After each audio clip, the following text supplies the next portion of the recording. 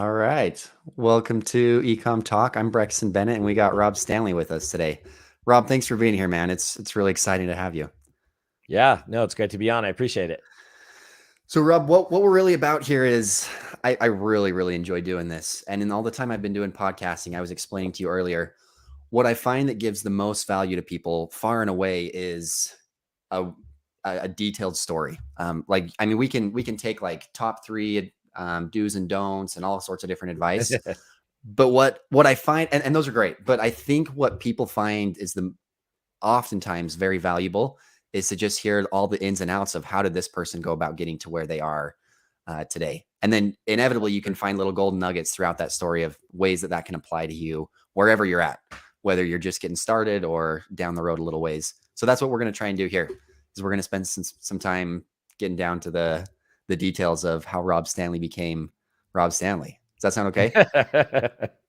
They're going to have to go way back for that. That's okay. Well, I'm excited about it. I'm really excited. Yeah. So Rob, how far back you want to go to get started? Well, you tell me if this is too far. I want to know, where did you graduate high school and what'd you do from there? Did you go to school after that? Yeah, I did. And I'm going to actually go back a slight bit because it'll tie into my high school. So actually, back in junior high, I was actually taking typing classes, right? They actually had typing classes. So just bear in mind, a lot of people don't even realize I'm actually 52 years old. So I just had my birthday.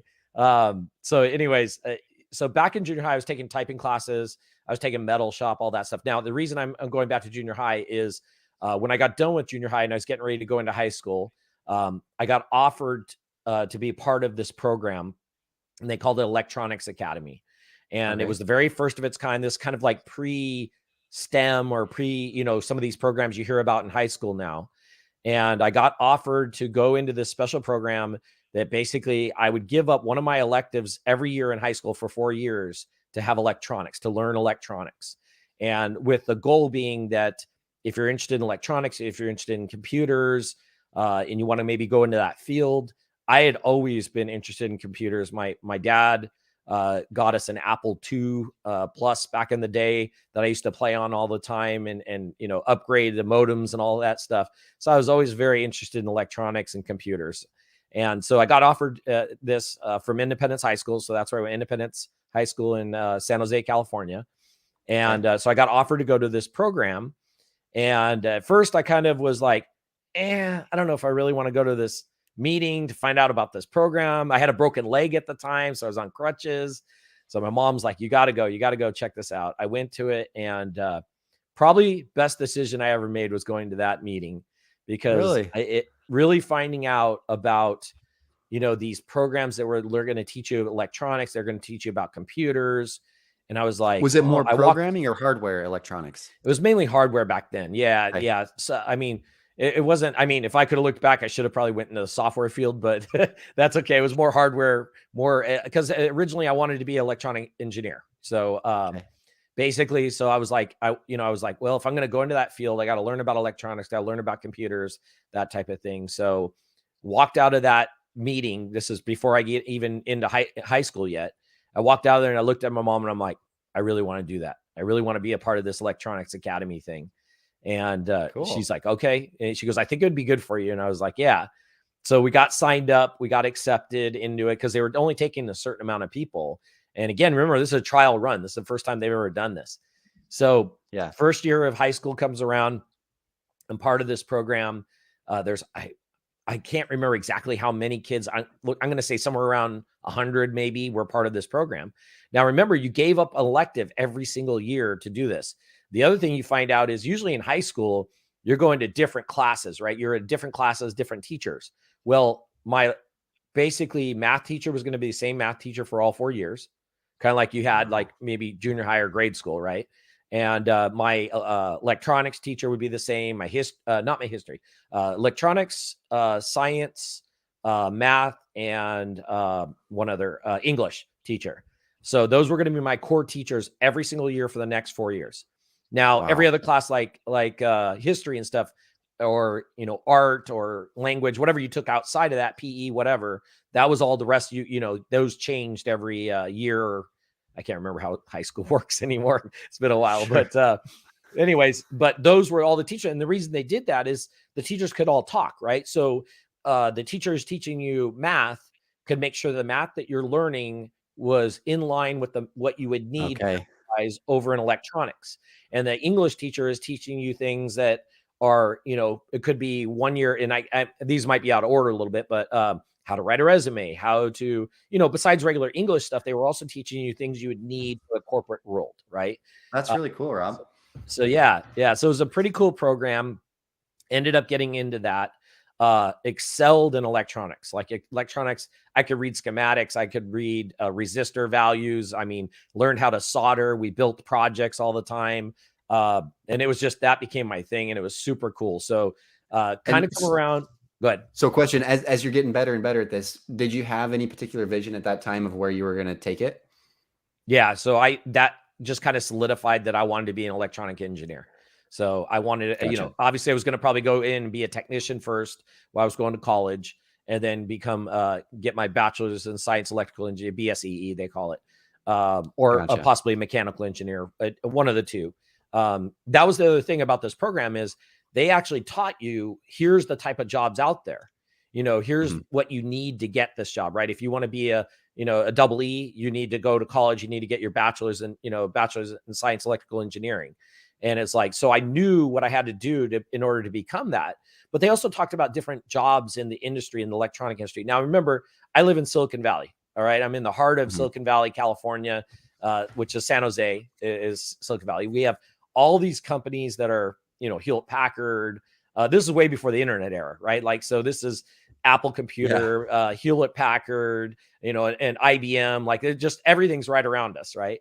So basically, I get to probably about my sophomore year, just finishing my sophomore year of high school.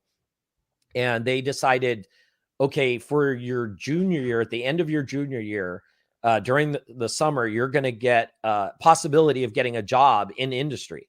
So we got mentors. So my mentor, who's still a friend of mine to this day, by the way, he was a sales guy over at Hewlett Packard, and coolest guy in the world, showed up one day to pick me up from school to take me out and kind of show me his job, pulls up in a black Porsche. And I'm like, man, I want to be that guy right there, but I don't want to do sales. I want that black Porsche though. So, really cool guy. Mike was an absolutely amazing guy. Had a lot of influence on me as far as wanting to, excel and be in the electronic field. Wasn't really big on the sales part, but, just wanted to be in that field. So end of junior year comes around. I get, there's only so many jobs, right? So they, not everybody in the academy got a job. And it was literally kind of coming down to, I don't remember exactly how. It probably had to do with grades. I wasn't always the best. My grades weren't always the best, other than electronics. My grades were not always very good. But it was one of those things that they started coming down the list of jobs, and they kind of were running out of jobs. And they kind of bring me in, and they're like, we're not sure if we're going to have a job for you. And I was like, oh, okay, I understand. My grades aren't the best. I mean, I was still working at other companies. I had, or not companies, but I think I was working at Round Table Pizza or some pizza place at that point. And this job comes in late, and they said, hey, this job just came in. We think this would be a good fit for you. So it was a technician job at a company. Oh gosh, I can't even remember what it was, which company it was. They're not even around anymore, to be honest. I think they got bought out by somebody, but basically it was a technician job, which I really wanted. Some people were working in offices. Some people were working in warehouses at electronics company. Everybody was at electronics companies. Right. Not everybody, but everybody got a job. That is, somewhere at Hewlett Packard, somewhere at Apple, somewhere at, IBM, different place like that. So I got this job, and I was like, yeah, this is great. Well, first of all, it paid really well. I mean, it was paying really, really good money. So I show up to the first day of this job. You didn't really even have to interview, because it's kind of like an intern type job, but a paid internship. So come to find out, I'm working in this lab with these two college guys. And then there was, of course, some engineers that were in there. And my job was to test these drives. Okay. So these drives are basically, they're kind of square boxes, maybe probably 6-8 inches deep. And they're, about yay big. And the job was that I had to test all these different tapes. So you would take this tape, and it was almost like a tape you would use for like a video camera, like a small version of it. and I'd put it in there. And what it was for backing up banks, systems, computers. No way. So I was testing these tapes though. So we went out, we bought all these tapes, different style tapes, and I'd put it in. It would go through a cycle. It would kick it back out, and I'd have to make a mark on the, a piece of paper up on top. And we were basically testing not only the tapes, how many long the drive would go. So I'm just doing one after the other. I have them all, I got probably 8 of them lined up, right? And they do a cycle every so many, like a minute or two, and then it pops out, and I push it back in, make a mark. And that was my job, was literally just testing these drive units and these tapes. So it sounds tedious, but as you know, it does sound tedious. I'm like, hey, I got this job. It's paying me good money. What do I care? I'm learning a lot about these 2 college guys who were really super cool. They were going to like Santa Clara University, and they wanted to be engineers. And they're like telling me, the kind of jobs they're working on. They're working on building prototypes in the lab that I'm in. They're showing me kind of things they're doing. So these guys are really cool. So it was kind of like having extra mentors. These guys were really, really neat guys and really willing to kind of like show me the ropes a little bit of what it was like to be an engineer, as you're still going through college. So I was just like, man, that's so cool. So anyways, they, at some point, our electronics academy, they had this, they basically got contacted by a newspaper and said, hey, we heard you guys are doing this program. We want to learn more about it. And they're like, let's send them out to meet Rob. Right. So they send me out, this like person from a newspaper, this reporter. And the reporter, we had to get permission from the company, could they take a picture, things like that. So they send this reporter out to kind of ask, like, how's my summer intern job going? How's this electronics thing? Electronics Academy. And I'm like, yeah, this is cool. So they come out, interview me, take some pictures in the lab. And of course, the two other kids from college, they're like, who the heck's this kid, right? Why are they interviewing him? So, they all kind of knew, after why I kind of told them about the program and everything. But probably like a week later, here it is, the front page of, not the newspaper, but the front page of the tech section was my picture of me in front of these drives, right? Testing them. And they put me on the front of the newspaper. Really? I actually have that newspaper somewhere. Yeah. That's awesome, so it was pretty cool. Huh. So, so how much longer did you work for? Yeah, keep going. So how much longer did you work for this company?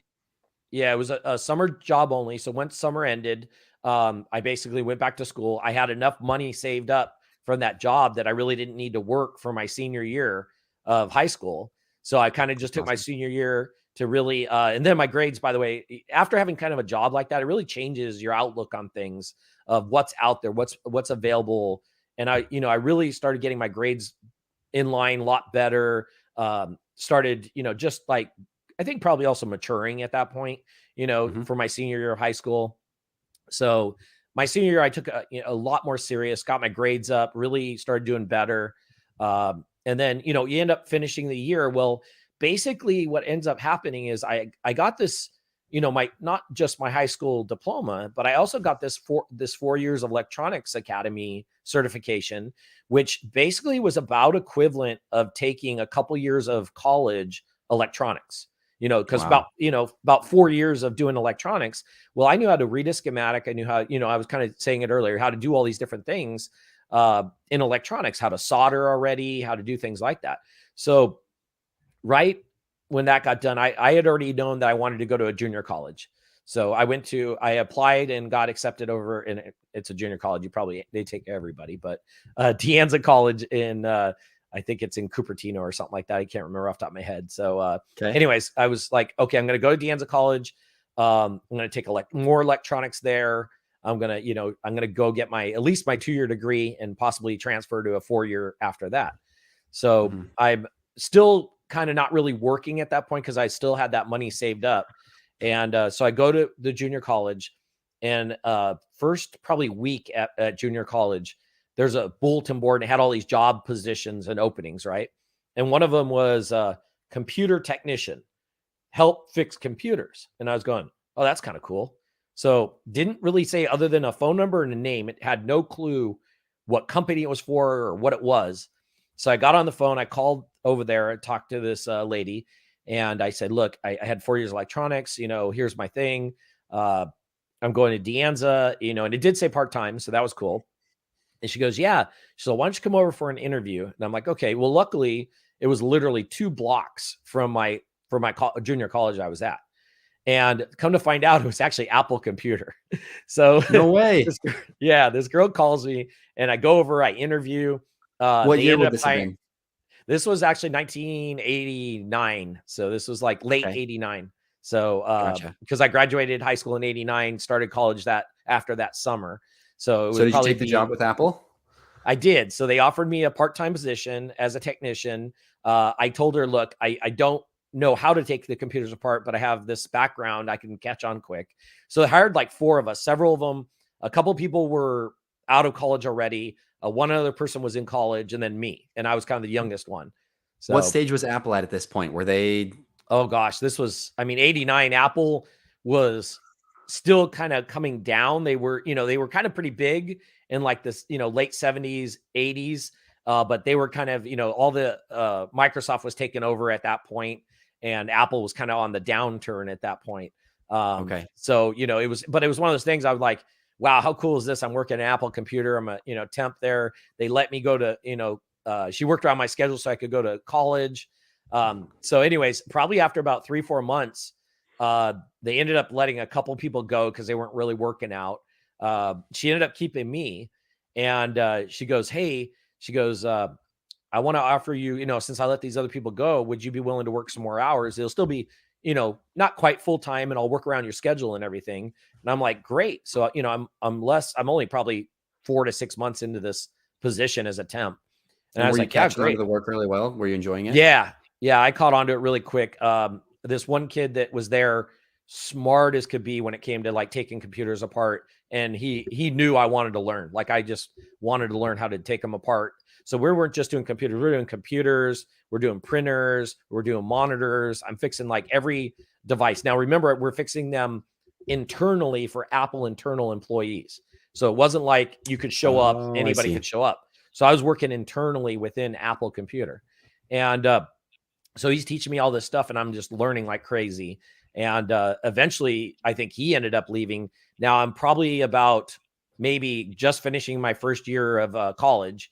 And during the summer, I'd work full time. Well, my boss came to me and was like, hey, I really want you full time. Would you be willing to maybe go to school at night or something like that? And I'm like, yeah, cool. I'm like, that's cool with me. I'll just I'll go to night classes.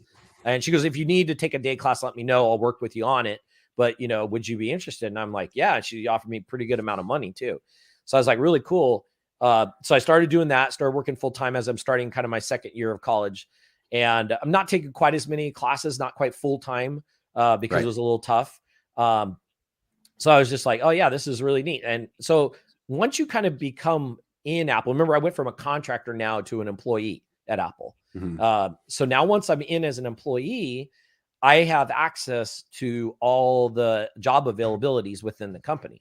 So I'm looking Ah, around because I'm probably about a year and a half in of doing computer repair, right? And I'm like, this job pops up that's for a technician working in the power supply engineering department at Apple. in And I'm like, Apple. in Apple. Yeah. So I'm like, I think I'm going to apply. I told my boss, I'm like, hey, I love this job, but I want to be a technician or an engineer at some point. And she's like, I completely understand. I'm like, I want to tell you ahead of time because I don't want to mess things up. She's all, no, it's fine. They had hired a few more full-time people at that point. So we were, the department was doing really well. And, she was all for it. She even gave me a recommendation and everything. So I remember going and interviewing with the power supply engineering department. And man, you want to talk about the longest interviews? Like I think I was there for 3 or 4 hours interviewing Wow. straight. And I'm just like, oh, I'm dying, right? And everybody's coming in, they're asking same questions. I'm like, man, can't we just get everybody in one room? I'll just tell you all. But so I'm sitting there and I'm interviewing, and I remember this one guy. He was kind of the engineer I'd kind of work for, even though I'd worked for all of them. He was kind of the main point of contact, right? And he had gotten hired, I think, just before 89, right at the end of 89. So he'd been there about as long as me, maybe just a little bit longer. And he's just like, he comes in and he's like, yeah, I already know we want to hire you. He's all, so what kind of car do you drive? He's like asking me all these, No way. like regular questions, like, where'd you go to high school? We'll kind of find out.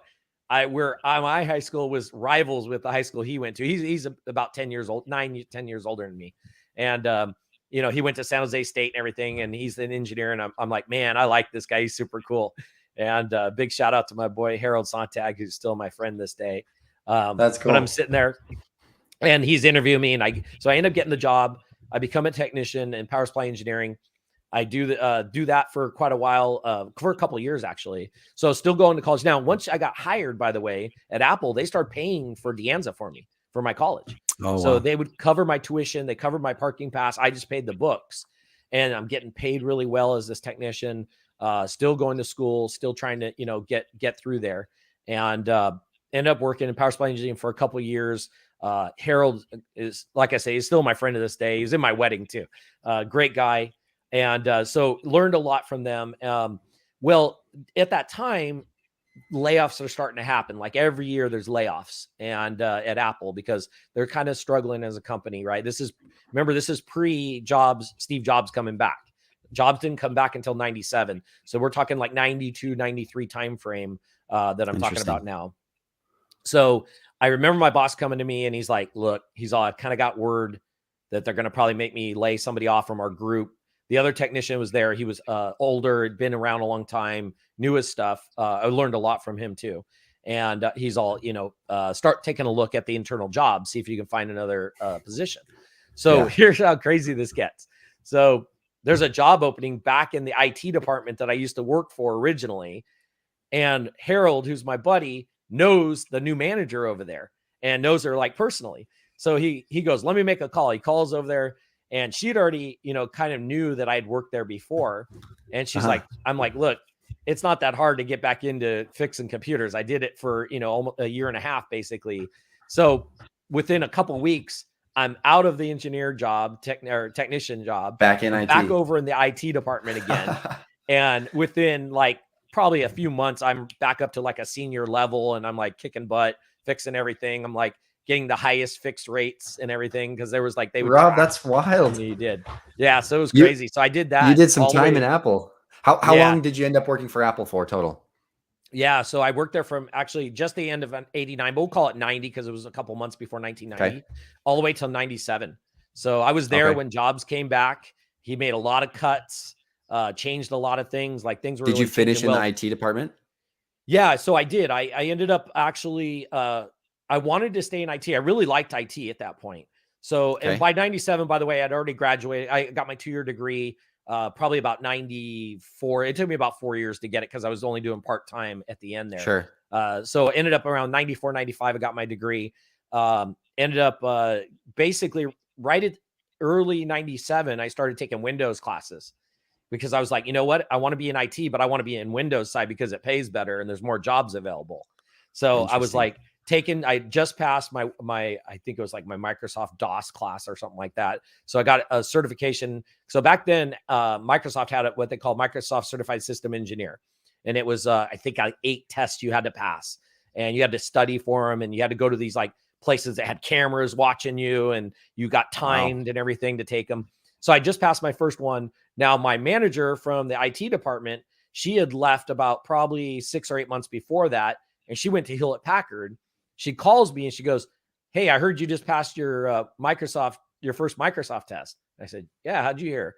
Well, her friend was the manager of our IT department at that time. She goes, I was talking to, so-and-so who's the manager at Apple. And she said, you just passed. And I said, yeah.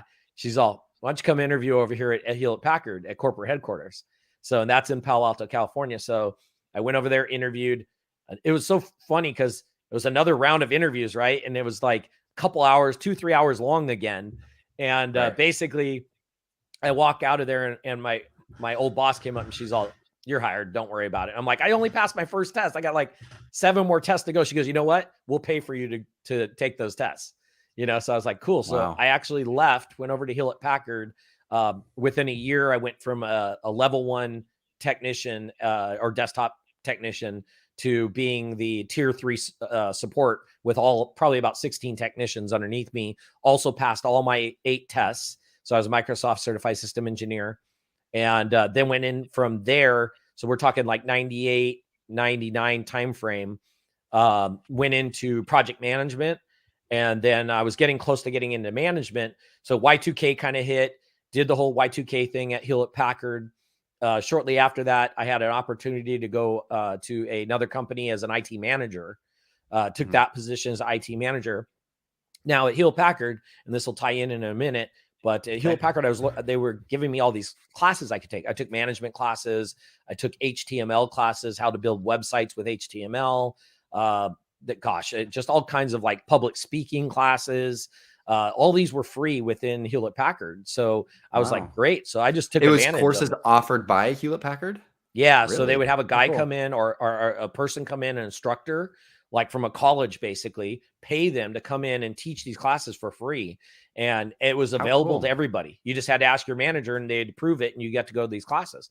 So I learned HTML. Now, the reason that's important is at Hewlett Packard, we started developing this internal website. And basically it was a website we could put like, here's the problem going on with this issue or this issue, and here's how you solve it. So it's kind of like our own internal database of problems and solutions for the different issues the desktop technicians would run into. So that's important because I learned how to do HTML. So I was helping create that internal website, basically.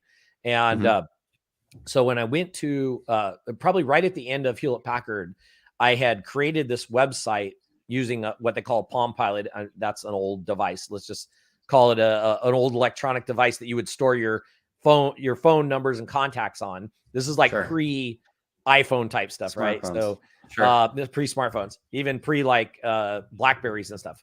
So I did a whole thing on how to take it apart, how to replace the memory on it, took photos of it because I had access to all these digital cameras and everything, learned how to post a website on the internet, how to buy a domain name, do all that stuff. So my very first domain name I ever bought was called Power to the Palm. So Power, TOPALM, Power to the Palm, or to the Palm. And how to take it apart. It was just literally directions on how to take it apart.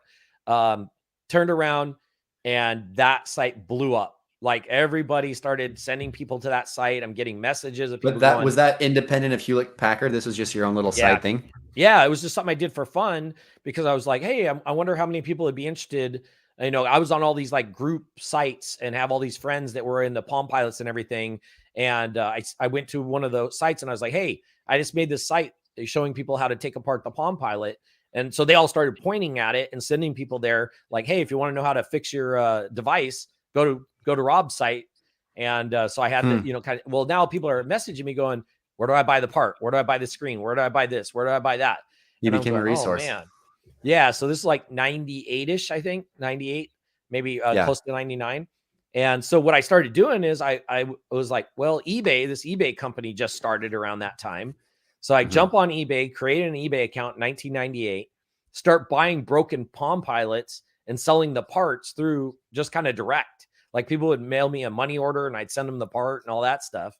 And people that just had connected to you via the website. Yep. They would just come to my website, email me and ask for a part. So then I would kind of list, like, the problem was I would list the parts, but I only had like one of it. So it would sell like the next day and then I'd have to go edit it. And I was like, this is a pain in the butt. I'm like, so probably right around 2000, I had taken this job at another company. Well, I'm created this website and I'm like, okay, how do I set up like an e-commerce site? It wasn't that easy like it is now. Like you had to know you had to find somebody who would host your platform. You had to find, no HTML. You had to call a credit card company and find out how to connect the credit card to the website. It was a pain in the butt. So at probably around 2000, I'm at this job, IT manager, my website, my e-commerce site finally got going, right? It's blowing up. I'm getting like 7 orders a day. Like as soon as it went live, the first day it went live, I got 3 orders. By the end of that week, I was averaging like 5 to 7 orders a day for parts. So now I'm going, okay, how do I get more parts? So I started figuring out going to China and sourcing products from China, sourcing parts, third-party and all the while working full-time at Hewlett Packard, right? Well, no. I'd left Hewlett Packard at that point in 2000. I was working at this kind of a startup company as an IT manager. So the site's taken off. My wife, we just had our first kid. So I'm telling my wife, like, she's literally handwriting all the boxes, putting stamps on it to be able to mail these things out. She'd go with one kid in one hand, goes with a big box full of all these packages to mail every other day. And so all of a sudden, like within a few months, I'm probably 4 or 5 months into this new job as IT manager. They gave me a big signing bonus. And part of that signing bonus is you got to stay for a year or you got to give it back. So I'm like, well, I'm not giving that money back. So I've told my wife, I'm like, you're going to run this e-commerce site, basically full time. I'll come home was and it help you called at night. e-commerce at that point? I don't think it was. I think we just called it a website. I don't even think it was really e-commerce back then. But you're going to help me with my website, basically. Sure. So she's like, fine, because I'm making more in like 2 months than I'm making in a whole year as an IT manager at this company, right? But I didn't want to leave because I want to give them back. It was a pretty substantial amount of money they gave me as a signing bonus to come over there. So, but you were like at that point, you already knew that this website was going to be enough to 100%. support you full time. Yep, 100%. I already knew it was. So that was a good year for us. It was probably about 2001-ish. So, and it was still at that point, it was just focused on, what are they, Palm Pilots? Palm Pilots, yeah. Yeah. So we were starting to expand. The Trio was coming out. Blackberries were starting to come out in that 2001, 2002, 2003 timeframe. So we did expand, and I'll go into that in a minute. But here's what ended up happening. July of 2001, I waited 2 weeks after my 1 year at the company, right, to make sure I was a couple weeks past my 1 year anniversary. We rolled out this $10 million project. It was going great. They were kind of on cruise control on this project I had been in part of. I walked in, my boss, great guy too. And I was just like, hey, I got this opportunity to start like my own company. I'm going to give it a shot. This project we worked on is going great. It's just kind of, they're going office to office, setting up these different computers and systems. I'm like, it should be really smooth for you guys. If you need something, you can call me. I'm like, but I got to give this a chance. And he's like, go for it. He's all, wish you the best. And super nice guy. So I go home. First week after I had, basically left, I gave him 2 weeks notice and stuff. So Rob, quick pause. Third week, at this point, maybe it's different in Silicon Valley because everyone's trying to start up or something, but were people telling you you're crazy with your first kid and married? 100%. Did people think you were nuts to be walking away from your job? They didn't need to say it. I was saying it to myself. I'm like, what the heck am I doing? I just left a great job, getting a lot of money. I go home. I'm looking at my wife like the first day of me working for myself. I'm like, what do I do? Like, what do I do? I'm used to doing a couple hours a night. Were you making more from your website than your business? Yeah. My website was making every 2 months. I was making my paycheck in a whole year as your annual income. Yeah. So, but you kind of still freak out, right? You kind of are like, I looked at my wife. I'm like, what do we do for insurance? What do we do for? How do I get paid? Luckily my wife had worked doing all that stuff at her dad's construction company. So she's like, let me handle it. She gets us insurance, calls ADP, gets us set up for payroll. A friend of mine's wife had just gotten laid off from IBM. So I told her, look, why don't you come help me out? Because I need some help with this business. I don't know if this business is going to last a year or several months, but you want to take a risk? And she's like, sure. So she came over and was kind of working for us. Before you quit your job, in the months that you were running it and working full time, like how many hours a week would you say you were doing? How many hours a week was your wife doing? What was it taking to work full time and keep the thing alive? Yeah, I mean, I was working 40 hours a week at a full time job, and I was coming home at night and working another 3-4 hours on the the website or the processing orders or whatever. And then on the weekends, I'd work like 8 hours each day on Saturday and 8 on Sunday. And you weren't hiring anybody at this point. It was just you and your wife. No. Yeah. It was just my wife and I. So we hired our first employee. She was awesome. Like basically helped me with everything I needed, which allowed me to make more. So at that time I was still making more. I was starting to change slightly into videos, how-to videos. So I'm creating these how-to videos on how to fix these different electronic devices, and we're carrying parts for them, and I'm sourcing it out of China. And I'm like basically making these how-to videos, but the videos, there was no YouTube back then. You're talking like 2001, 2002, 2003. There's still no YouTube. So we had to make them downloadable. So you had to go to my website, download the video, buy the part, and it showed you how on the video on how to do it.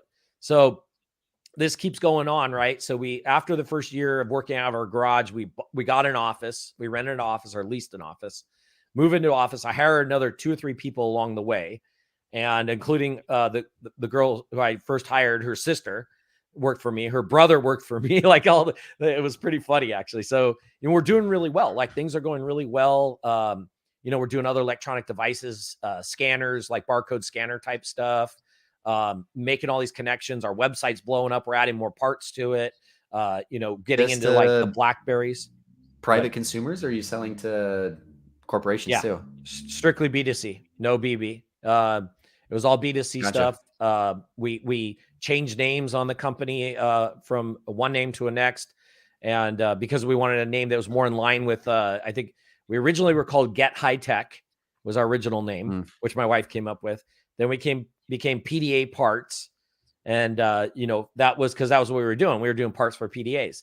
So, and PDAs, by the way, is personal digital assistant, Right. I think is what it's called. So kind of we're doing this year after year. We're making good money. I mean, we're super happy.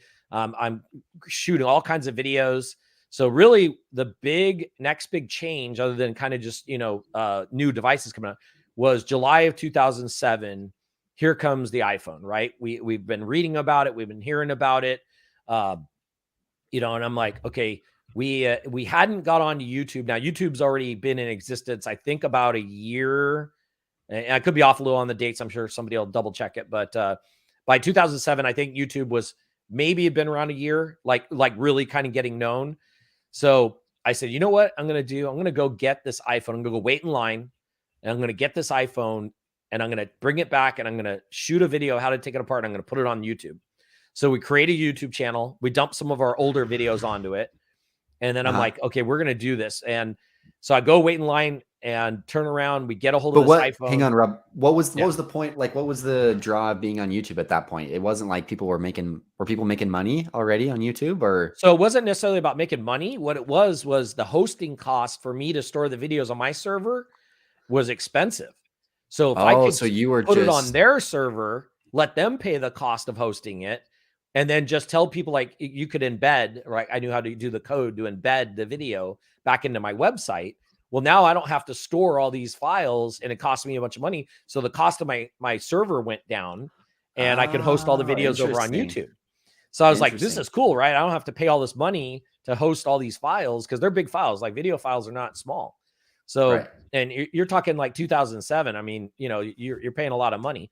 So I got that iPhone. We shot a video of it, how to take it apart. We had it up that night. Now, the iPhone came out in July 2007. It was on a Friday. I can't remember the exact day. By that night, we had the video up. Now, I'm kind of like, I think it's like Saturday afternoon or something. And I got a buddy, he calls me, and he's all, hey, did you see your video? And I'm like, no, what? And he goes, go check out your video that you put up. So I go, and might have been Sunday morning. I look at the video. It's got like 150,000 views. Wow. And I'm like, are you kidding me? And he's like, your video's going viral, like, basically, right? And I don't even know if they used that term back then. Yeah, I'm wondering if they even used the term "go viral" back then. Yeah, I don't even know if they did. Rob. It was taken off. So, oh my gosh, by Monday, I'm looking, and we're well over 200,000 views. The thing's going and going. Some of our older videos are getting viewed now because people are checking those out. And I was just like, man, there's something here. Like, there's something here. I mean, we already knew we were an edge above everybody else by having videos they could download on how to take apart. And I'm like, let's do more videos. So I'm like, what else can we do video on? Let's put them up on YouTube. So we had our name back down in the corner. So our website's blowing up. It's got a big old spike. Even though we don't have parts for the iPhone, people are going to our site. They're buying parts for their older devices to give to their kids or whatever. So we start making video every week. Like, we're making a video on how to take something apart. And it's just going crazy. It's going crazy. Wow. And now our company was kind of going down at that point a little bit, because, a lot of the devices were kind of getting older. They weren't really as, user friendly. And now we just, boom, we start taking off again. We start getting a hold of iPhone parts. And I figured out how to fix screens on an iPhone, on like the iPhone 3, I think it was. I figured out how to take that apart, how to actually cut the glass off of it, the touch glass, how to put a new one on, which you can't do anymore, by the way. But back then, and now we're selling replacement touch screens for the iPhone. This is like 2008, 2009, and the website's going nuts. We changed our company to Direct Fix at that point. So I wanted a company name that was something that's sort of generic, but also a techie type name, because I was like, what if we decide to start doing laptops or something other type, products in the electronic industry?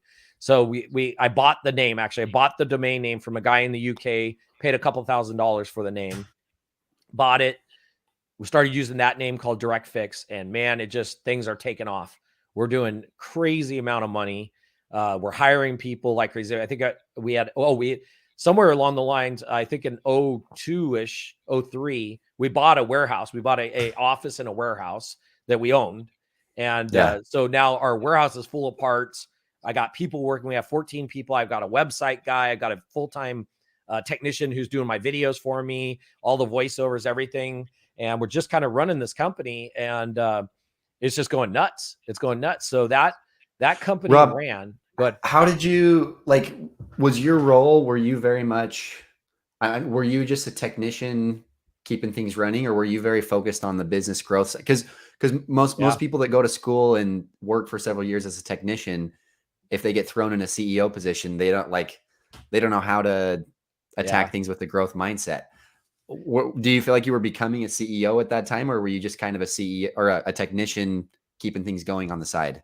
Does that make sense? Probably a little of both. Yeah, 100%. I understand what you're saying. It was probably a little of both, right? Like I didn't have a choice, because I always like to be in that technician, but you kind of don't have a choice. You have to run the company. You got people, reporting to you. They need to know what they're going to do for the day. But I'm also, in the meantime, from 01 to, let's call it 07, we're talking 2001 and 2007, I had to learn how to do SEO for the website. How do I get my website to show up in searches, Yahoo searches or whatever, right? Google wasn't really quite around at that point. How do I keep sourcing stuff? How do I keep track of inventory? How do I order? Where do I order from? I'm, by 07, I'm going over to China physically looking for parts and new sources and stuff like that. And probably even before that, probably 2005, 2006, I was going to China. So, it's kind of one of those things that you're trying to run it. Luckily, my wife helped me with the business. She ran, the HR, did the payroll. She would help with a lot of stuff. I took one of the people who was one of the first couple hires, made her a manager of the company for me, kind of like office manager. She handled all the day-to-day, helped me with a lot of stuff. And, I'm just basically, we're filling orders, we're shooting videos, I'm figuring out running Google ads, how to run Google ads, so I'm like teaching myself all these things that you need to know, which nowadays it's pretty easy, right? Like there's a lot of easy things that are easy when it comes to like Google ads or YouTube or even a e-commerce site. But I switched platforms. I was on this platform called Miva, probably in about 2002. They made things a lot easier. They're still around, by the way. Miva's awesome. Big shout out to Rick, the CEO over there. I've known that guy for years. But it was kind of like, it's kind of like the Shopify of now, right? It's ready to go. I didn't have to really do too much. They had integration with credit card companies, all that stuff. They made my life so much easier. They even redesigned my whole website back in the day, and we embedded videos. They saw how I was taking advantage of YouTube. It was super cool. So probably up until about 2012, just kind of kept doing the iPhone stuff. 2010 kind of was our peak. 2009, 2010 was about our peak. Around that time frame is when now shops are opening up on every corner to fix your phone, right? So our direct to consumer model wasn't quite working. So, we see it kind of going down, as people would leave and get other jobs. I would just not fill that position with us. So, we start kind of going down, and you can see every year over year, we're kind of just not making as much money anymore. Margins are getting smaller. So I had an opportunity from a buddy of mine in 2012. He goes, "Hey, I've got this company running." He's all, "You interested in buying half of it?" And back then they called them import companies. Now we refer to them as Amazon businesses, FBA businesses. And, but back then it was like, we're selling on Amazon, we're selling on eBay, we're selling direct through the website. Amazon I don't even know when did Amazon get started? Was Amazon? Oh, Amazon got started quite a few years before that doing books. But, right.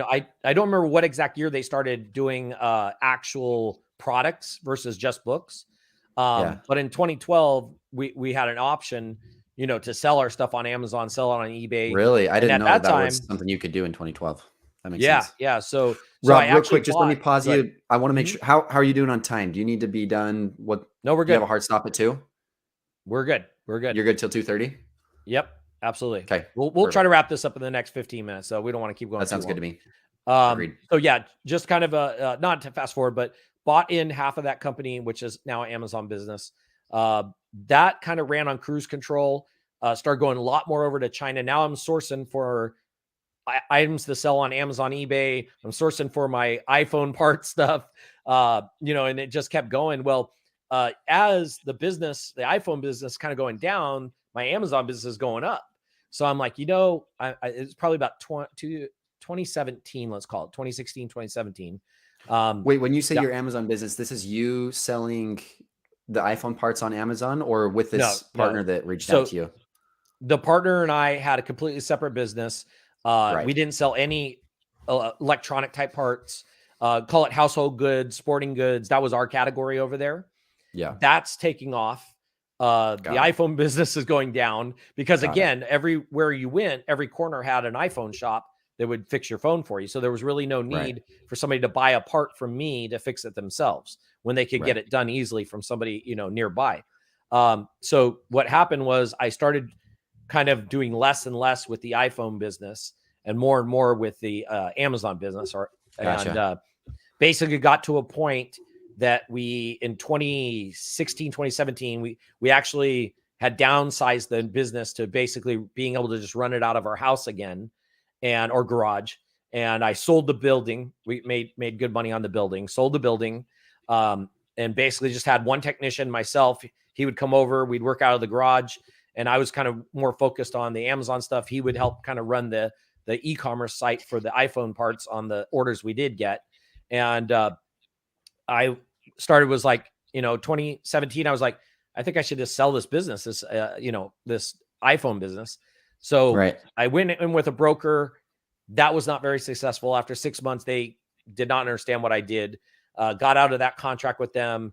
I put the word out to people I knew in the business, the iPhone business, guy had been around a long time. The guy I knew basically was kind of a competitor, but also, like friendly competitor. He's like, I'll buy it. And he goes, so I flew out, talked to him. I can't give details because of the contract. That's okay. I'm not able to disclose a lot, but let's just say he made me an offer to get me out of there because I was one of the main competitors when he bought that other business. I was one of the main competitors that was listed as like the top competitor to him. And he goes, I want your YouTube site. He goes, and so now by that time, my YouTube site had done 48 million views on YouTube No from way. all the videos. Yeah, it was huge. I learned SEO. I learned thumbnails. I learned how to shoot videos, higher quality cameras. Like we were doing all kinds of stuff. We were investing a lot of money into YouTube, and it was driving 6 figures a month in sales at one point. And when we were kind of at our peak. So he's like, I want it all. He goes, I want everything, package deal, the whole thing, all your inventory, all of it. And I'm like, you can have our mailing list, all of it. So he made me a nice offer and I took it. That was in 2018. At that same, right around that same exact time. Wait, so between 2012 and 2018, you're working this business, the Amazon business and the iPhone business all the way up to 2018 at the same time. Correct. Yep. Really? Absolutely. Yeah. Putting more focus on the Amazon business because it was doing much better than the iPhone business was. So I was kind of at that point by 2018, I was kind of done with the iPhone business. What was your role in the Amazon business? Were you I was sourcing. So I did position? I did all the sourcing, finding us new products. Hence why I was over in China. Like I've probably been to over 100 factories in China. So, another thing a lot of people don't know, but we'd go over there, my business partner and I, we'd go over there and we'd spend 20 to 28 days straight over in China, going to factories, going to different cities and working with some sourcing people we knew. We hired a small team over there to help us. Were you guys doing your own private label on products or were you just... everything was private label. Got it. Yeah. Yep. So 2018, I had just sold the iPhone business. Had an offer from my business partner for me to step away from the Amazon business. Again, can't go really into too much detail. I can't go into detail on everything on that. But so I kind of retired in 2018 for a little while, for about 6 months. So I was kind of like, I sold both. I didn't see that coming. for about 6 months, I took my kids to Europe, took my wife to Europe. We kind of took the whole summer. We come back from the summer and my kids go to school. My wife goes like, "Hey, I think I want to be a real estate agent." I'm like, "Cool, go for it." And she's like, "Why don't you start another company?" I'm like, "Yeah, I just did 20 years basically of running my own business. I'm not sure I really want to do that anymore." And at this point, Rob, you could have you would have been okay to just not work, be done, be retired for the rest of your life. Yeah, I mean, I probably wouldn't have done that. That's not really my style. I've told my wife that, I will always be doing something. I'm never going to technically retire. I'm not a type of person to like sit around much. So I was just like, you know what? I was like, I'm not going to start a new business though. It was kind of a pain. I mean, I just did 20 years of that. And then, so I got on and I was looking at job openings. I live in Silicon Valley, right? So looking at job openings, this job pops up looking for a marketing person, YouTube this. I'm like, man, I've done all that. I mean, that's what I do. It's all for e-commerce, right? So I get a hold of them. I go to this interview and basically I was the first, these two guys, I'll go into who they are in a minute. These two guys were like, well, we really are going to need a chief marketing officer at some point. Would you mind doing some of the other job, like entry-level marketing stuff also? I hadn't worked for anybody in 20 years. So I'm like, yeah, cool. I'll do it. Whatever. So that I started as chief marketing officer, as a CMO, chief marketing officer at Feedback Wiz. So Henson and Aaron's, big shout out to those two guys. They're still good friends of mine. Came in there, worked for them for a couple years as CMO, helped build up Feedback Wiz, and went to Prosper Show as the feedback wizard. A lot of people don't know, and we'll get into the Money Man in a little bit, but I was actually a wizard outfit back in 2019, I think, Prosper. There's a photo of me somewhere in a wizard outfit. So long story short, I worked a couple of years at Feedback Wiz. Go ahead. Well, what did Feedback Wiz do? Yeah, Feedback Wiz was helping people with basically getting reviews.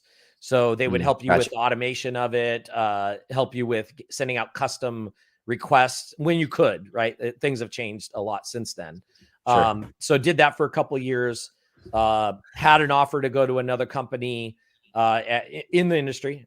This one, I'm going to leave that one alone. Went there for about 6 months as CMO. It wasn't any bad blood. It just wasn't a good fit. It wasn't a good fit for my skill level and what they needed. So I ended up actually kind of interviewing again, did some interviewing with a few other people in this Amazon industry. And at this point, did you enjoy being an employed rather than being the startup guy? It was kind of nice. Yeah, it's a little refreshing, right? Like I didn't have to work weekends and work, 20-hour days practically. It's like, I didn't have people coming to me going, what about this? What about that? Payroll this, and I'm just like, oh man, I'm able to, go golfing on the weekends. Took up golf actually, golfed on the weekends and stuff. Yeah. So I'm just like, it's not that I still wouldn't work on the weekends when needed. It just, there was more flexibility. There was more flexibility there. So I got an offer. Most people about a year and a half ago. Well, actually, just under 2 years ago, I got an offer to basically go over to Getita as chief marketing officer, and I've been there about a year and 7 months now. How did you connect with Getita? Did they reach out so that was actually a big shout out to Mina. He knew I was looking. I was interviewing with a couple other companies. Mina goes, I think you need to talk to Yoni over at Getita. And I said, okay, well, that's funny. I just talked to him last week. I had him on my podcast or something like that the week before. What kind of podcast were you doing? Yeah. So at that time, it was kind of similar to the one I have now. So the one I have now is like the third generation of podcasts I've done. That I'm actually the owner of. Thank you, Yoni and Aton over there for letting me keep my podcast name as part of my job with Getita. But it's still kind of, we do partner interviews and show off partners on Tuesdays. Then on Thursdays, we usually do more interviews kind of like we're doing here, where we're talking about a topic in the e-commerce industry or Amazon related usually. And haven't been doing them too much lately because I've been doing traveling a lot. But we definitely, still do them occasionally when I'm around. So, yeah. So anyways, Mina goes, you got to talk to Yoni. I messaged Yoni. I said, hey, are you looking for a marketing person? And he goes, yeah, send me a resume. And I said, well, let me talk to you first and tell you a little more about this person. So I get on a call with Yoni and he's all like, well, who's this person, Rob? And I'm like, me. And he starts laughing. He's all, what? So we had a really nice, hour interview. He calls Aton's at like some water park. And basically Aton's interviewing me. And So they were so nice. Like a week later, Aton, this is during COVID, by the way, the Aton and Yoni jump on a flight, come all the way out to San Francisco. I drive up to San Francisco. I meet them there. We talk for like 6 hours straight, and Wow. just talked about marketing, things that what they expect. They were asking me, hey, would you put together kind of like your first year at Gatita? What are we going to accomplish? What are we going to do? What are the things you want to get done? And so got that over to them. They made me an offer. I took the job. It's been amazing ever since. But so remember, COVID's still going on. Trade shows haven't started back up again. So probably been at Gatita probably 3-4 months at this point when Prosper's starting back up again. And I told Yoni and Aton, I said, I've always wanted to try something at Prosper. I'm like, I got this idea. Do you guys trust me? And they're like, yeah, we trust you. Do what you want. And I'm like, okay, cool. So without even telling them, I go and I buy this money suit off Amazon. Okay. And I had been looking at it for a while, thinking about it. And I'm like, everybody goes to trade shows. Everybody walks by all these booths. They all look the same. You need something to grab their attention, something to get, you need that 2 seconds of their time to get the attention so you can pitch them, right? So I get this money outfit. I buy like 4 different hats, 3 different chains. I go to Vegas for Prosper. I go to their hotel room, right? The day of Prosper, the morning of Prosper, I'm in this money suit. It's like 101 degrees in Vegas that day, right? Because Prosper was like middle of the year that year. And I go there, I'm sweating. I walk up into the room, I knock on the door.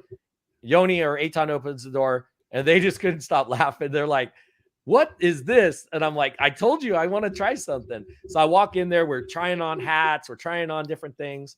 So we put on this hat, put on the big hat, right? Which is the one I wear now. Had this chain. I was wearing the whole suit. So there's like more to the suit. There's tie and all kinds of stuff.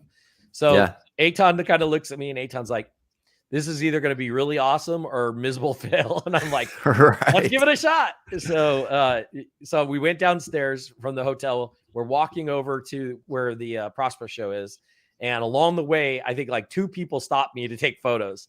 And Aton goes, this is going to be awesome. I remember him saying that. Found our money this is going to be awesome. So we go into the show, and we didn't even call it the Money Man. We had no clue what the name was back then. So we go into the show, all kinds of buzz, people taking photos. We're just having a great time with it. And then it probably wasn't for another. So then it became like a thing. Like I start going to another show, and it was like a smaller show, and they're like, where's the money outfit? And I'm like, I didn't know I had to bring it. So really, I'm talking to Yoni and Aton, and they're just like, I think you need to start taking the outfit everywhere. And I'm like, oh gosh. So every show I was like, I got to bring this money outfit. Well, probably 3 or 4 shows in of wearing it. Somebody had mentioned, they're like, what's the name of this outfit? Like, what's your, name for this getup, right? And we're like, I don't know, refund guy, refund man. I don't know what do we call it, right? Sure. So turn around, and I think somebody mentioned money guy or something like that. I'm all, money man. Let's do money man. I'm like, I think me and Yoni were kind of brainstorming, and he's like, I like money man. Let's do that. So that's how the whole money man outfit became like a thing. And, still to this day, I'll be wearing it in a couple of weeks, and I'm in Orlando for another show. So it's like a required. Then there's money. I got money summer gear I wear, like money swimsuit, all kinds of stuff. So no way. That's sweet, Rob. Yeah, there's all kinds of stuff. So there you go. That's my journey, man. That's pretty iconic. Good for you. That's a cool story. I had no idea there was a 10-year stint or 7 years at Apple.